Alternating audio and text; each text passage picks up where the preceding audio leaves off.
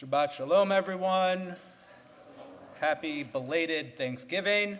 That is a greeting that you can offer, but I guess we'll try it. So, what are we celebrating on Hanukkah? This is a question that I asked my 7th grade students about 2 weeks ago. And they gave me a lot of the answers that, more often than not, are given when we are asked this question.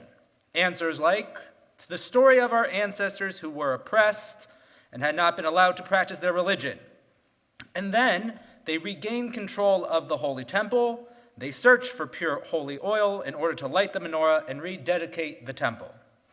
And then during this search, they found one jug that was pure.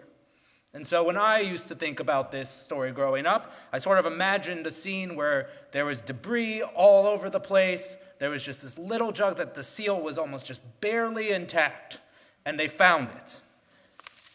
And when they discovered that one jar, they determined that it was enough just for one night. And then a miracle happened. The oil lasted for not 1, not 2, not 3, but for 8 whole nights until more oil could be produced. And that is what we are celebrating in this miracle. And that's why we have all the customs and traditions that we cherish today, as they are based around this idea. So we light the menorah in a public place to proudly publicize the miracle of years ago.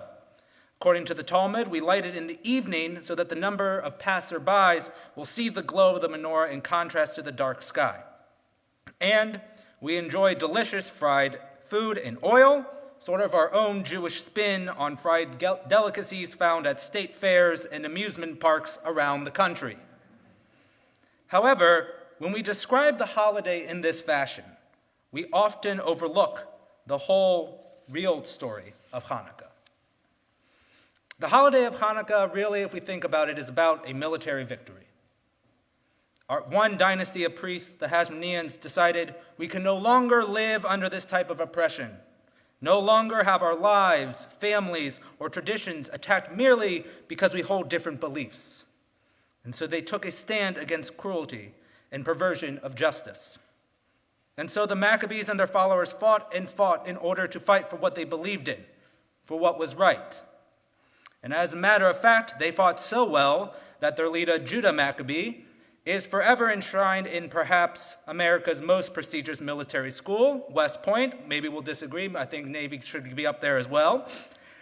But he has his own shrine because they created a new form of warfare to be able to be successful. Yet, we do not focus on the military victory. I remind us of this side of the story not to downplay the significance of the oil story, but rather to contemplate why. Why is it that whenever we teach religious school children or talk to our non-Jewish friends about the holiday, we focus on the miracle of the oil and not the victory? I posed this question to my same religious school class, and the students came up with a collective answer, which was, we imagine that this is the case because no one necessarily wants to say we are celebrating war or fighting. Another possibility is that this is due to the fact that this is a holiday mostly told through oral tradition, as it is found nowhere in our biblical canon. And just as an aside for the religious school teachers out there, if you ever want to do a fun activity, give your class a Tanakh and ask them to find the story of Hanukkah. I got my chuckle in. After about 15 minutes, I couldn't have them do any more. But they soon realized, oh, it's not in our Tanakh. And that might be why they don't know the entirety of the story. I am highlighting this observation because this aspect of the story, fighting against cruelty, is still relevant to our lives today as it was centuries ago. The truth is, there is still cruelty in our midst. And the sad fact is there are similar attacks on our faith and our people being carried out today like they were against the Hasmoneans. We know that the hatred and oppression is still around.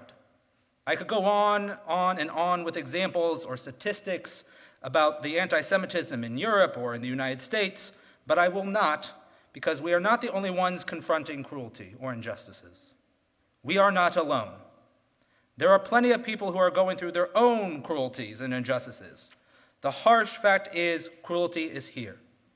Cruelty is real. And there is cruelty within our midst, and it can manifest in many different ways. The question that I want to pose to us today the day before Hanukkah, is what are we going to do about it? Which of us here will take a stand to help fight the afflictions in our world? Which of us will carry the banner that the Maccabees carried years ago? And not all of us will agree on the issues that we want to fight for. But this is okay, and it's perfectly acceptable. We each are called to action for different reasons and causes. For some, it will be issues of policy in our country and in the government. Or, as we are beginning winter, although I found out that it's going to be 72 degrees next Shabbos probably, so maybe not so much winter, but I think back to where I just came from in Minnesota, where they're expecting snow today, and it's a balmy 27, that there are people in this country who are living on the streets with merely what they have on their backs, and only with the protection of a few tarps. Therefore, for some, it will be to address issues of homelessness through acts of kindness, or through fighting through true change with the help of local government. For some, it will be to call for our society to act with civility to those in our community who we disagree with, to not merely shout over the opinion we do not like to listen to, but sit, listen, engage with one another in a respectful manner. This is not a sermon to tell you what to fight for. Rather, this is a sermon to tell you to fight for something. Fight to better the world. Fight to better our city. Fight for our Kehillah Kadosha, our holy community. Or fight to better yourself. I do realize that some of the causes I outlined above, or the countless other ones that might be rushing through your head right now, might seem daunting and overwhelming. I am here to say they are not.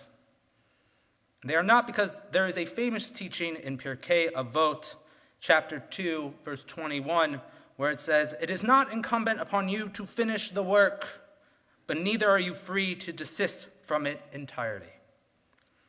Or to put it in more of layman's terms, every little bit helps. If each of us were to fight a little against the cruelty in the world, then we would make a major change and difference.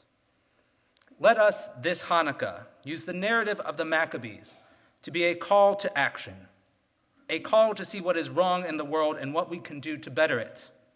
And as we illuminate our homes tomorrow evening on the first night of Hanukkah, let us think. Let us think to ourselves, just as these candles illuminate the physical darkness outside, how can we use our light, the flame that burns within each of us, to brighten the world and lessen the harsh darkness of cruelty that exists? So I want to say an early Chag Urim Sameach. May we have a joyous festival of lights, and may we all have an enlightened and meaningful Shabbat where we internalize what we want to fight for this Hanukkah. Shabbat Shalom.